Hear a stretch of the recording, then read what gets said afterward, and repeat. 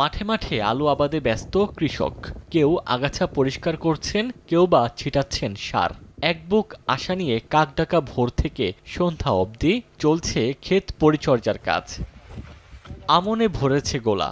এবার বোরো রোপণের আগে আগাম আলু আবাদ করছেন হিলির কৃষকরা। আমন ধান উঠাই নেওয়ার পর জমি পড়ে থাকে, এই জন্য একটু বিঘা 3 আবার লাগাচ্ছি। গতবার 1 বিঘা লাগাইছিলাম, এবার আল্লাহ দিলে 4 বিঘা লাগাইছি। কৃষকরা বলছেন আলুর বীজের পাশাপাশি পাল্লা দিয়ে বাড়ছে সার কীটনাশকের দাম, বাড়তি শ্রমিকের মজুরিও। প্রতিকূলতা সত্ত্বেও আলুর আবাদ বাড়াতে আগ্রহী স্থানীয়রা। বীজের দাম তো খুব বেশি, বীজ পাওয়া যাচ্ছে না ঠিক মতো, আবার সারের দামও তো খুব বেশি। সারের দাম বেশি, বীজের দাম বেশি, বুঝছেন? এলা তো টাকা দিয়ে সার তাও যাচ্ছে না বাজারে। মাঝখানে দাম পাতাম না, আবার ছাড়ে দিয়েছি। গত 2 বছর থেকে একটু দাম পাচ্ছি আমরা। কৃষি বিভাগ বলছে আমদানি নির্ভরতা কমাতে আলু চাষে সব ধরনের সহযোগিতা করা হচ্ছে।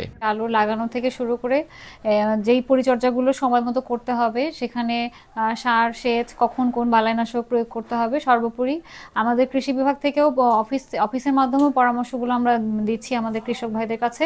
চলতি মৌসুমে দিনাজপুরের হাকিমপুরে 1011 হেক্টর জমিতে আলু আবাদের লক্ষ্যমাত্রা ধরা হয়েছে। এরই মধ্যে 525 হেক্টর জমিতে আলু চাষ হয়েছে। সময় সংবাদ, হিলি।